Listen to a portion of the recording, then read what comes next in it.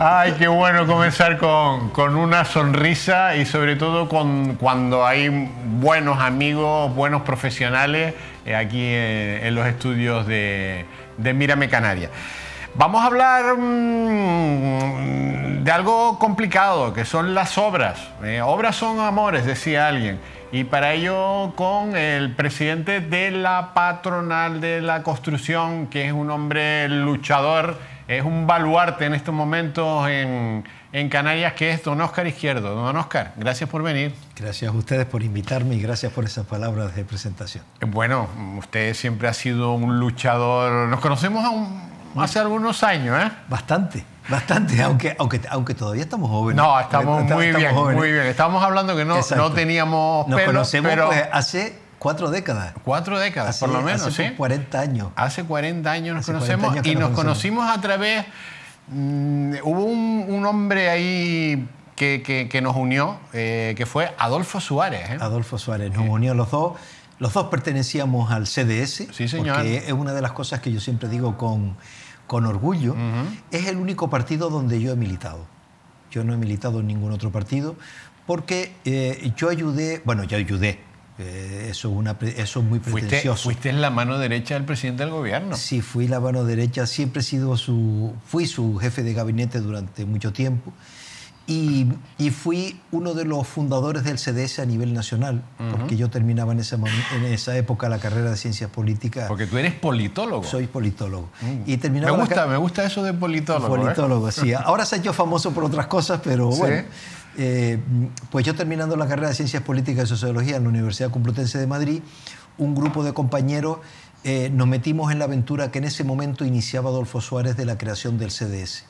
Y fue uno de los fundadores del CDS a nivel nacional, y después ya vine para Canarias con el fin de ayudar a organizar unas elecciones generales, y lo que pasa siempre, pues conoce una canaria, se casa y se queda. Y ya se queda. Bueno, qué gran hombre Adolfo Suárez. Yo cada vez que llego al aeropuerto de Madrid, que te dicen, sí, estamos llegando al aeropuerto Adolfo Suárez, se me ponen los pelos de punta, porque con él conviví durante algún tiempo. Recuerdo, a mí siempre me gusta recordarlo como el presidente. ¿Te acuerdas que cuando él venía a Canarias, a él le gustaba mucho dialogar, ¿no? Y entonces, por la noche en el hotel donde se quedaba, nos tenía hasta casi la madrugada, pues hablando allí en el salón, en el salón de estar del hotel, pues hablando de lo divino y de lo humano, ¿no? Principalmente de política, claro.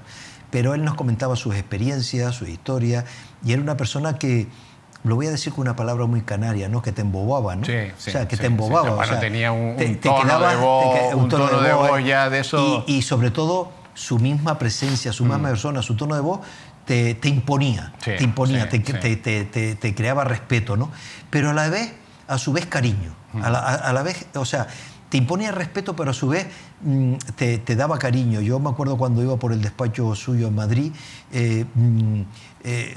era como muy cercano, ¿no? Te trataba como si tú fueras la persona más importante del mundo, y por ejemplo yo en ese momento pues era un chiquitín, porque tendría 24 o 25 años. En cambio te trataba personalmente como si tú fueras la persona más importante del mundo, pero lo hacía con todo el mundo absolutamente, cierto, ¿no? Cierto. Y sobre todo tenía otra cosa que siempre me gustaba, que te miraba a los ojos. Era cercano. Era cercano. Y te miraba a los ojos. Sí. Te miraba a los ojos. Y tenía una forma de dar la mano que te costaba quitarle la mano, ¿no? Le gustaba el contacto. El contacto. Que ojo, que a mí también me gusta el contacto con las personas. Yo creo que si en la transición española tenemos que hablar de un presidente con mayúscula, es de Adolfo Suárez. ¿Qué distinto sería este país si ahora tuviéramos un Adolfo Suárez? Qué distinto. Un personaje. Bueno, tuve la oportunidad de conocerlo a él y a toda su familia. O sea, a su mujer, que por desgracia ya no está, a sus hijas, que tampoco están, a sus hijos. O sea, un gran personaje. Y eso es lo que nos unió. Pero claro, Óscar, después te fuiste al mundo de la construcción. De la empresa. Sí, bueno, fui al mundo de la construcción porque en su momento pues los empresarios estuvieron hablando conmigo para que un poco le organizara FEPECO en su momento. Estamos hablando del año 92, hace ya más de 30 años. Ha llovido mucho. Y la verdad que encontré en ese momento pues a personas y a empresarios con un empuje tremendo, ¿no? Eran gente, digo eran porque algunos ya desgraciadamente han fallecido, descansen en paz, pero eran personas con un empuje que salieron adelante a base de mucho trabajo, de mucha listeza. Generalmente eran personas sin estudios, sino que a base de mucho esfuerzo personal, familiar, pues montaron empresas muy importantes que dieron trabajo durante muchos años a cientos y miles de personas, y de familias se mantuvieron gracias a esos empresarios, ¿no? Pues bueno, pues entré y me he pasado pues la mitad de mi vida en FEPECO, porque tengo 62 años y me he pasado 31 años y medio, o sea, la mitad de mi vida la he pasado en FEPECO. Para mí, incluso yo creo que he perdido hasta los apellidos, porque mucha gente me conoce como Óscar el de FEPECO. El de FEPECO, ¿no? O sea, que incluso el apellido ya Pero mío mira, es de FEPECO. Óscar, tú siempre has sido un hombre muy ecuánime, muy tranquilo, muy sosegado, sí, muy prudente, pero ¿qué ha pasado de hace un par de años para acá que has explotado? Bueno, yo siempre me he considerado, hablando como hablábamos del principio, un hijo de la transición. Y si hubo una cosa que caracterizó la transición española fue el diálogo que llevaba al consenso. Ahí tenemos los grandes acuerdos de los pactos de la Moncloa, los grandes acuerdos de Adolfo Suárez con Santiago Carrillo en un momento histórico muy difícil para reconocer al Partido Comunista. Esos grandes acuerdos que se hicieron económicos, sociales, políticos, para hacer una transición política pacífica como se hizo en este país y como fue ejemplar en su momento y sigue siéndolo. Aunque ahora se quiera borrar la historia de esa transición política, yo creo que es un error. Se ha borrado esa historia por un frentismo y por un enfrentamiento continuo entre todos contra todos, ¿no? Pero bueno, eso es otra cosa. Yo no he cambiado, yo siempre busco el diálogo, el consenso, el acuerdo. Por poner un ejemplo... Pero tú ahora ya hablas con claridad, ya no tienes pelos en la lengua, sí, ya no tienes que estar, bueno, lo digo, pero lo digo más suave, lo digo mejor, ya lo dices... sintiéndolo. Bueno, sí, lo digo sintiéndolo porque, hombre, no cabe duda que la edad te va dando madurez, te va dando experiencia y, sobre todo, me lo permite una organización empresarial como FEPECO, que es independiente. Eso es fundamental. Una organización empresarial como FEPECO, de la cual me siento orgullosísimo por todo lo que representa, y una organización empresarial independiente. Ahí ningún partido tiene nada que hacer. Tú estás con todo, Óscar. Y si hay que criticar a todos, se critica a todos. Y los criticas a todos también. A todos, porque nadie puede decir que yo critico. Pero te respetan mucho. Sí, la verdad que sí. Yo me siento totalmente respetado. Generalmente, de todos los partidos me dicen la siguiente frase. Me dicen, Óscar, yo en tu lugar haría lo mismo que haces tú. Y yo siempre hago la misma respuesta. Digo, puede ser y puede ser que no sea. Pero yo tengo la conciencia tranquila de que tengo que decir lo que tengo que decir en cada momento. Soy el primero que si veo una cosa mal lo digo, pero que si veo que se hace una cosa bien, soy el primero que felicito a ese partido o a ese político por hacer las cosas bien. Yo no miro las siglas de los partidos políticos, miro a las personas. Y voy a poner un ejemplo, que por lo menos los que nos están viendo y oyendo en Tenerife lo van a entender. Vemos, por ejemplo, dos ayuntamientos que están pegados, Arona y Adeje. Por poner un ejemplo, podría poner más ejemplos, pero voy a poner ese ejemplo. Un ayuntamiento como Adeje, donde sale absolutamente todo con rapidez, con una eficacia espectacular, con una prontitud, con una legalidad, con una seguridad jurídica tremenda. Y después otro ayuntamiento... Al lado, más grande todavía. Todavía más grande, que está pegado... Que es un caos. Que es un caos generalizado. Caos total. Aparte de... Históricamente, Históricamente, no lo estoy diciendo por el alcalde actual Mena, al cual conozco y es muy amigo mío, y yo reconozco que está en una situación muy, muy complicada, tanto política como personal, a la hora de sacar ese ayuntamiento adelante. Pero ahí se demuestra, por ejemplo, que con la misma normativa... Pero claro, ahí está, Óscar... Una cosa que se llama estabilidad. Estabilidad. No es lo mismo ser alcalde desde el año 87, que ya ha generado una estabilidad tremenda, que cada 4 años cambiar de alcalde, o cada 3 años, o cada 2. Sí, pero fíjate en un detalle. Por ejemplo, estos dos ayuntamientos pegados, juntos, en unos son las cosas y en otros no. ¿Qué quiere decir? ¿qué es la normativa? No, la normativa es igual para los dos, son las personas. Por supuesto. O sea, y entonces, ¿qué es lo que hay que poner por encima de todas las personas? ¿Y qué es lo que ha pasado y lo que sigue pasando en Tenerife? Que se ponen otras cosas por encima del bienestar y de una mayor calidad de vida de las personas. Porque la política está muy profesionalizada. Claro. Y es un error de los partidos políticos haber profesionalizado. Entonces, al final, los políticos son empleados de los aparatos. Y los que deciden son 3 en cada partido. Sí, y los demás todos obedecen. Entonces, efectivamente. No hay capacidad de maniobra, es lo que dice el jefe. Es lo que dice el jefe. Yo lo llamo sueldólogo. Sueldólogo. Eso me lo he inventado yo hace muchos años. Qué bueno. Y además que ya se está... Pero qué triste ya eso, se está usando. Claro, ¿quiénes son los sueldólogos? Pues todos ya son todos o casi todos. Son casi todos. Los sueldólogos son personas que fuera de la política no tienen ni oficio ni beneficio, o sea, no tienen nada. Y entonces desde muy jóvenes o con un poquito más de madurez entran en un partido político, se convierten en burócratas del partido o en seguidor del líder correspondiente que haya en cada partido. Entonces cuando llegan al poder los ponen en puestos donde no tienen la preparación suficiente como para... Pero mandan, y mandan y te pueden destrozar Yo creo que no mandan. Yo creo que no mandan. Yo creo que en Canarias esos sueldólogos lo que posibilitan es que quien manden sean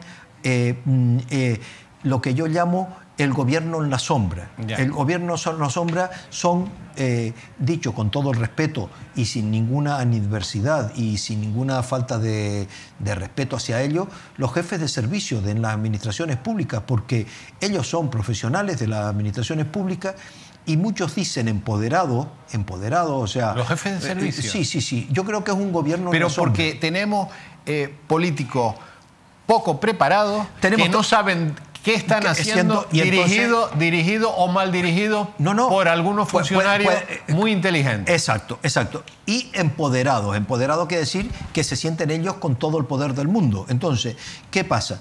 ¿Que son todos los funcionarios? No, evidente que no. Para que después no nos digan, es que todos los... todos los funcionarios no son igual. Igual que hay empresarios buenos y empresarios malos, periodistas buenos y periodistas malos, médicos buenos y médicos malos. O sea, en la vida, en todas las actividades, hay personas buenas, decentes, y hay personas que son golfas y malas. Eso es una realidad incuestionable. Pero los sueldólogos suelen ser muy mediocres. La mayoría no tiene ni preparación académica... No lo has dicho, ni oficio ni beneficio. Ni beneficio. Y además, en muchos casos, sin la preparación académica suficiente para ocupar un cargo de director general. Aunque tuvieran la preparación, ni la experiencia. Entonces, claro, se dejan llevar por unos funcionarios empoderados que hacen con ellos, juegan con ellos como si fuera una pelota de ping-pong. Y aparte estos políticos viven toda la vida, acojonados, porque están pendientes de un hilo. Oye, cuidado que eso es ilegal. Cuidado que eso... La vida de los sueldólogos... Es prevaricación. Sí, la vida de los sueldólogos es una vida angustiosa cada 4 años. Cada 4 años. Claro. Porque cada 4 años vienen elecciones. Entonces, un año antes de las elecciones, como está pasando ya ahora, hay unas guerras intestinas dentro de todos los partidos, de todos los partidos, porque están buscando puestos de salida. Ellos saben que, por ejemplo, en un ayuntamiento pueden sacar 1, 2, 3, 5 concejales. Pues tienen que ir en la lista dentro de algunos de esos puestos para poder optar a gobernar y tener un sueldo durante 4 años. Normalmente lo consiguen, Óscar. Normalmente lo consiguen. Van en esas listas desplazando a gente válida. Claro. ¿Por qué? Porque lo que hace es que al haber en la política, y sobre todo en Tenerife, políticos tan mediocres, no todos, porque hay gente muy valiosa. Por supuesto. Pero al haber tanto sueldólogo, la gente verdaderamente preparada huye de la política. La gente preparada no quiere saber nada de la política. Huye de la política porque la política ha dejado de ser un servicio. La política es una de las actividades humanas más dignas, pero la han convertido en un puro interés y egoísmo personal. O sea, el político mediocre, el sueldólogo, solo piensa en tener un sueldo durante 4 años que lo va a mantener en un despacho con moqueta, aire acondicionado y coche oficial, porque bien le gusta a los políticos montarse en un coche oficial. Eso es lo más que les gusta. Y secretario y llamar para que la vengan a buscar a su casa. O sea, bueno, las anécdotas de políticos con coches oficiales quieran que lo vayan a buscar a la puerta de su casa para que así lo vean los el vecino. Bueno, eso es espectacular, ¿no? Sí, sí. Y bueno, pues eso hace que verdaderos profesionales, gente con capacidad técnica, profesional, que tiene experiencia en los distintos ámbitos, se alejen de la política. Yo el ejemplo que tengo... Pero Óscar, todo eso que está diciendo al final tiene unos resultados. Somos la comunidad autónoma con la renta per cápita más baja de España. Sí, no crece, nuestra renta per cápita no crece. Con los sueldos más altos. Con los sueldos más altos de los políticos. Pero de los ciudadanos no. De los ciudadanos son los más bajos de España también. Entonces, esto es pan para hoy, hambre para mañana. No estamos solucionando nada. Pero también en eso tenemos que hacer una autocrítica. Hacer una autocrítica a la sociedad civil. ¿Quién conformamos la sociedad civil? Hay mucho miedo. Miedo. Sí, exacto. La sociedad civil la conformamos los ciudadanos, la conformamos pues los grupos sociales, desde una asociación de vecinos, un club deportivo, un club cultural, yo qué sé, una asociación, una ONG, una organización empresarial, un sindicato. Pero hay mucho miedo. ¿Por qué hay mucho miedo? Porque hay que decirlo con claridad. Las subvenciones cierran muchas bocas. Las subvenciones cierran muchas subvenciones bocas. Y lo que no son subvenciones. Exacto. Pero sobre todo las subvenciones cierran muchas bocas. Entonces, cuando cualquier tipo de organización... ¿A ustedes le han quitado subvenciones, Óscar? Nosotros no recibimos subvenciones. No reciben subvenciones. FEPECO no recibe subvenciones. ¿Ustedes hacen proyectos? No, nosotros no hacemos proyectos. Nosotros lo que hacemos es defender a un sector de la construcción. Ya. Y nosotros solamente tenemos una subvención que es una subvención muy pequeña para luchar, lo hemos tenido estos años, para luchar contra la COVID en el sector de la construcción, que ha dado muchos resultados, puesto que... Pero ¿y el presupuesto que tienen ustedes? Porque ustedes tienen un presupuesto muy grande. No tenemos un presupuesto muy limitado, no es muy grande. Somos de las organizaciones con los presupuestos más pequeños. Nuestros presupuestos vienen de las cuotas de los asociados. Eso nos da la independencia. ¿Y todas las actividades que hacen de formación y...? No, la formación la hace la Fundación Laboral de la Construcción, que es otra institución creada a nivel nacional con los sindicatos. Nosotros como FEPECO, todas las jornadas, todas las actividades que hacemos, las hacemos gratuitamente para nuestros asociados y vivimos exclusivamente de las cuotas de nuestros asociados. Bien. ¿Eso qué significa? Que somos independientes. ¿Eso qué significa? Que yo como presidente de FEPECO pueda decir en cada momento lo que hay que decir sin que nadie me venga a decir cállate porque no te doy la subvención. Pero ¿cuántos presidentes de asociaciones empresariales hay que digan las cosas como hay que decirlas públicamente? Porque por detrás se dicen... Yo conozco a uno que se llama Óscar Izquierdo, presidente de FEPECO. Nada más.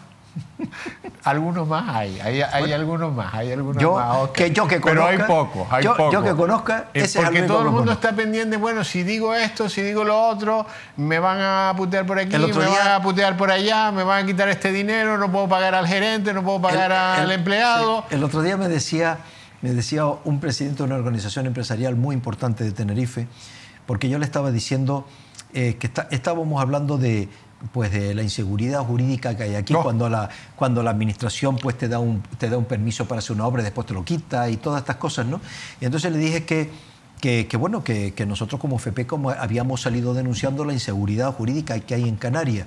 Y le dije, hombre, la verdad que es una pena como una organización como la tuya, que no voy a decir ni el nombre de la organización porque no viene a cuento, no viene a cuento. Ganas me quedan de decirlo. Sí, pues dilo. No, me voy a contener. Pero es que me voy a contener. Hay pocas asociaciones que tengan lo que hay que tener. Pero fíjate lo que me dijo. Me dijo, la contestación de ese presidente, que me quedé mirando y le digo, bueno, tampoco voy a decir le contesté porque por respeto a los oyentes. Me dice, bueno, Óscar, como ya saliste tú, ¿para qué vamos a salir nosotros? ¿Para salir 2 veces? Ya. Y entonces yo le comenté, una de las cosas que le comenté, digo, sí, porque si en vez de haber una sola voz aquí en Tenerife hubiera 25, las cosas cambiarían. Ya. ¿Tú crees que los políticos de aquí, que son malos a rabiar, con excepciones evidentemente, en Gran Canaria son mejores? Yo creo que los políticos de aquí, y lo he dicho en Gran Canaria, yo estuve la semana pasada en un almuerzo con empresarios de Gran Canaria, me invitan con mucha frecuencia a ir a Gran Canaria a dar charlas, a tener encuentros con ellos. Yo decía el otro día en una emisora de Gran Canaria, que además Lo digo porque después se ve que tuvo alguna repercusión, porque al día siguiente tuve la reunión con los empresarios y todos se reían un poco haciendo el comentario. Porque yo lo que decía es que los políticos de Tenerife lo que tienen que hacer es que los políticos de Gran Canaria le den clases particulares para que sepan cómo se hacen las cosas. Pero históricamente, bueno, vamos a hablar de la democracia. En esta democracia, ya no te hablo anteriormente, pero tengo los datos. Todos los ministros que ha habido canarios, todos han sido de Gran Canaria, todos, sin excepción. En los últimos que llevamos, 42 años bueno, pero en los últimos 200 años el 75% son de Gran Canaria también. Mira, no nos engañemos. Entonces, ellos siempre han tenido las ideas muy claras. Muy claras. No, mire, no nos engañemos. Desde el comienzo de la transición económica y de transición política, y sobre todo de la constitución de la preautonomía en un primer lugar y de la autonomía, que yo participé activamente, siendo muy joven, pero que participé activamente en esa etapa histórica, lo que se pretendía en Canarias que hubiera un equilibrio interprovincial, interinsular entre las dos islas capitalinas y también entre las dos ciudades capitalinas, Santa Cruz de Tenerife y Las Palmas de Gran Canaria. Desde hace como unas 4 décadas, desde hace unos 40 años, se ha ido produciendo un desequilibrio, en favor hacia Gran Canaria, que no nos debemos... Pero hemos tenido un montón de presidentes de Tenerife, del gobierno. Sí. Es que yo creo que una de las peores cosas que ha tenido para Tenerife es que haya presidentes y consejeros de Tenerife, porque cuando hay presidente y consejero de Tenerife parece que tienen un complejo de defender a la isla para que en Gran Canaria no le digan que están defendiendo a su isla, cuando en Gran Canaria no tienen ningún complejo en defender lo suyo, porque para ellos lo suyo es lo primero por encima de partidos políticos, de ideología. Un ejemplo que voy a poner. Llevamos años Tenerife liderando el tren. O sea, liderando el tren. Resulta que ahora el tren ya está en exposición pública en Gran Canaria. ¿Y aquí todavía? Va a empezar a funcionar en el año 26. Y en Tenerife hemos perdido 4 años porque en el gobierno, el Partido Socialista y Ciudadanos, el gobierno del Cabildo, ha estado de rehenes de 3 consejeros de Podemos que en Las Palmas dicen que sí. Y además la portavoz, cuando uno oye a la portavoz de Podemos en Las Palmas defendiendo el tren, hasta se te salen las lágrimas, emocionado. Y dice, pero ¿cómo esta mujer defiende tanto el tren? Y después aquí en Tenerife, los mismos que en Las Palmas dicen que sí al tren, dicen que no. En Tenerife dicen que no. Entonces yo lo que le pregunto, llevo más de 2 años preguntándole, ¿por qué lo que es malo para Tenerife es bueno para Gran Canaria? O al revés, ¿por qué lo que es bueno en Gran Canaria es malo para Tenerife? Y no contesta. Tenemos una ciudadanía... que no está fuera de juego. No, porque la han anestesiado. Está anestesiada. Y vuelvo a repetir, está anestesiada a base de subvenciones. Sí. A base de subvenciones. Habría que ver la cantidad de subvenciones que se dan a todo tipo de organizaciones, a todo tipo de... Vamos a decir un nombre quizás muy popular, pero que nos van a entender todo el mundo. A muchos chiringuitos que hay montados por ahí, a muchos chiringuitos de todo tipo, económico, social, cultural, deportivo, etcétera, etcétera, que a lo mejor no tienen la seriedad o la complejidad necesaria para recibir una subvención, pero que se les dan subvenciones. Yo puedo decir, por ejemplo, que yo me quedo asombrado, por ejemplo, por poner un caso, de ver constantemente que se dan subvenciones para luchar contra la economía sumergida a asociaciones que uno ve el nombre y dice, ¿pero a qué se dedica esto? ¿Qué es esto? O sea, hay asociaciones de todo tipo, que son verdaderas especialistas en captar subvenciones. Bueno, pero esas asociaciones las promueven los mismos políticos. Claro, porque los políticos, estoy hablando de todos los partidos, se parecen a un pulpo con sus tentáculos. Quieren llegar a dominar absolutamente todo. Todo. La asociación deportiva, la asociación de vecinos de mi barrio, la banda de música de mi barrio. A mí, por ejemplo, siempre me ha llamado la atención cuando uno va a un pueblo y hay dos bandas de música. Dos o cuatro. Por lo menos dos. O cuatro. Entonces es porque una pertenece, el presidente uno es de un partido y otro es de otro, ¿no? O sea, esas cosas tal, o las asociaciones de vecinos, que en este momento desgraciadamente están muy desacreditadas, no funcionan, porque como están politizadas y lo único que existe es un presidente o una presidenta puesta allí por el político de turno de ese barrio o el concejal de ese barrio, al final pues la gente no participa en las asociaciones de vecinos, porque las asociaciones de vecinos se parecen como las comunidades de propietarios, nadie se pone de acuerdo porque todo el mundo sabe que están politizadas. ¿Seremos capaces de reaccionar en esta tierra? Porque las cosas no van bien, ¿eh? Sí, pero yo soy muy positivo. Yo creo que... Mira, hoy daba yo un dato que me ponía los pelos de punta. Llevamos... ya en Canarias está muriendo... O sea, está muriendo menos gente y naciendo menos. O sea, que ya hay más... o sea, menos nacidos en Canarias. Hay menos población. Y estaba viendo el dato de estos últimos 22 años. En Canarias hemos crecido 500.000 de habitantes, el 30%. Entonces yo decía, ¿es mucho o es poco? Bueno, vamos a compararnos. El País Vasco en estos 22 años ha crecido el 2,6. La media nacional, el 2,2. Nosotros, el 30% de población. Entonces, la gente que está viniendo aquí encuentra trabajo, los únicos que no están trabajando son los nuestros. ¿Y no será porque no tenemos la formación suficiente? Claro, ahí está la clave. No será porque... Pero somos los... No será porque a lo mejor nos hace falta... Pero hay oportunidades, Óscar, hay trabajo. Sí. Ahora estamos llenos de turistas. Sí, vamos a ver. ¿Qué está pasando en esta tierra? Yo te voy a dar un ejemplo que puede responder certeramente a la pregunta. Vamos a ver. El sector de la construcción en este momento tiene los mejores datos de empleo de los últimos 5 años. Fíjate que te estoy diciendo antes de la pandemia de la COVID. O sea, estamos trabajando en toda Canarias de manera directa más de 57.000 personas. O sea, 57.000 personas que llevan detrás miles de familias dependen del sector de la construcción. Tenemos más empresas que nunca, sobre todo pymes, microempresas y autónomos en el sector en Canarias de toda la historia. Representamos el 9% de todas las empresas que hay en Canarias. Y esos resultados positivos, después dice uno, bueno, ¿y por qué? Y tenemos una potencialidad, porque hemos hecho unos trabajos de prospectiva, tenemos la potencialidad de crear en los próximos años 20.000 puestos de trabajo. O sea, podemos llegar a los 70, 80.000 puestos de trabajo. Y entonces decimos, bueno, si tenemos esa posibilidad, si en este momento hay obras que no se pueden empezar porque no tenemos personal, hoy hay obras que se están ralentizando porque no tenemos oficiales de primera, ni oficiales de segunda, ni especialistas porque no los encontramos ninguno en parte, porque están en la economía sumergida, la mayoría. O sea, haciendo el cáncamo y cobrando la paga. Eso es la realidad y todo el mundo lo sabe. Por eso nosotros estamos dando una propuesta positiva al gobierno de Canarias. Oiga, vamos a hacer una cosa para acabar con la economía sumergida como hacen los países nórdicos de Europa, países modernos. Oiga, las obras de reforma y rehabilitación que se hacen en una vivienda, ¿cuáles son? Arreglo de la cocina, arreglo del baño, tuberías, cañería y pintura. Eso suele ser las obras típicas de una cocina. Ahora está empezando la eficiencia energética.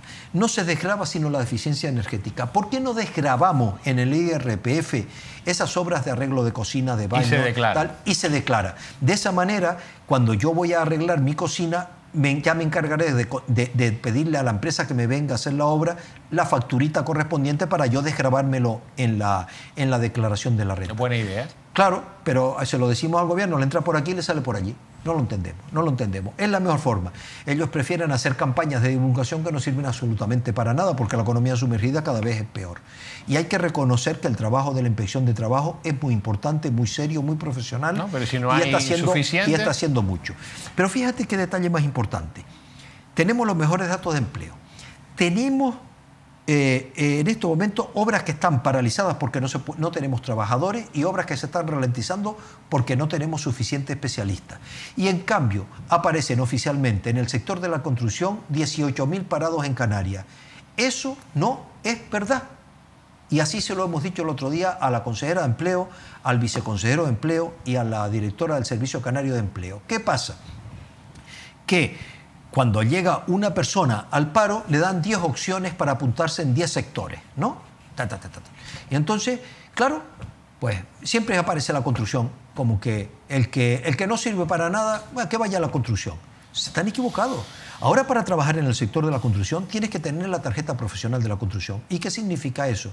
Que previo a que tú se puedas ser contratado en una empresa de construcción, tienes que tener una formación mínima en prevención de riesgos laborales y en el oficio en el que vas a trabajar. Si no tienes eso, no te podemos hacer un contrato en ninguna empresa. Pero fíjate que se nos está dando una cosa que nunca nos había pasado. Esto es un sitio pequeño, aquí nos conocemos todos, los empresarios pues conocen a sus buenos trabajadores que han trabajado con ellos en empresas en distintas etapas de la empresa. Entonces los van a buscar a la casa muchos trabajadores y los trabajadores le dicen, sí, yo voy a trabajar, pero si no me das de alta. Eso nos ha pasado, muy triste decirlo, pero nos ha pasado. Y entonces, ¿qué estamos pidiendo nosotros de FEPECO? Que los jóvenes se incorporen al sector de la construcción. No quieren incorporarse al sector de la construcción, pero cuidado, tampoco hay que flagelarnos. No es un problema ni de Tenerife ni de Canarias, sino es un problema de toda la Unión Europea. Los jóvenes no quieren incorporarse al sector de la construcción, yo creo que porque piensan en ese sector de la construcción anticuado. El sector de la construcción está muy modernizado, está digitalizado, se está utilizando la tecnología BIM, la maquinaria es de última generación, nuevos procesos constructivos, nuevos materiales. La construcción está muy modernizada. Y además un joven que quiera tener un futuro personal y profesional muy halagüeño, donde mejor lo va a encontrar en el sector de la construcción. Y no es un problema económico, porque el convenio del sector de la construcción es el convenio con las mejores condiciones económicas y sociales que hay de todos los sectores económicos. Y si ahora alguna persona, como me pasa muchas veces en la radio cuando digo este tema, enseguida manda un WhatsApp o llama diciendo, pues a mí no me pagan sino 600 o 700 euros. Siempre digo la misma contestación, es que usted está trabajando en una empresa irregular, en la economía sumergida, porque una empresa legal no le puede pagar lo que dice, lo mínimo es pagar lo que dice el convenio. Y un peón de la construcción gana actualmente en el sector de la construcción unos 1.300 euros mensuales. Óscar, se nos acabó el tiempo. Qué pena. A mí me encanta hablar contigo. Y a mí también. Sobre todo de encontrarnos y de vernos, sí, que siempre es una alegría. Y además de escucharte, porque eres un hombre sabio y además sin pelos en la lengua. Me gustaría terminar diciendo una cosa. Estamos haciendo un llamamiento urgente, y además de verdad urgente, y lo estamos haciendo con las manos abiertas para recibirlos con todo el corazón, a los jóvenes, pero también a las mujeres. Que las mujeres se incorporen al sector de la construcción, pero no solo como propietarias de las empresas, como gerenta o como gerente, como contables, como administrativas, como auxiliares, que lo hacen estupendamente, que se incorporen a pie de obra. Hacemos un llamamiento a las mujeres. El sector de la construcción es un sector también con muchas posibilidades de trabajo para las mujeres. En la Fundación Laboral de la Construcción se están incorporando y estamos contentísimos muchas jóvenes. Y en el último curso que hemos entregado los diplomas la semana pasada, de 30 alumnos, la mitad eran chicas. Qué bueno. O sea, muy importante. Y a mí me gustaría aprovechar esta plataforma tan importante que me da, de hacer un llamamiento a las mujeres. Incorpórense al sector de la construcción, vengan al sector de la construcción, pero a trabajar también a pie de obra. Hay camioneras, hay maquinistas. Tenemos ya mujeres trabajando en el sector de la construcción y para nosotros sería importantísimo. Yo voy a poner un ejemplo que ejemplifica lo que es la mujer en el sector de la construcción. La Junta Directiva de FEPECO, el 30% de la Junta Directiva son mujeres empresarias. O sea, y no están por una cuota, sino porque son buenas profesionales. Óscar Izquierdo, qué placer charlar un ratito contigo. Encantado, ha sido una maravilla estar contigo en este momento. Seguiremos hablando en un futuro, porque hay que hablar largo y tendido. Bueno, nos vamos a publicidad con una sonrisa igual que llegamos y volvemos enseguida.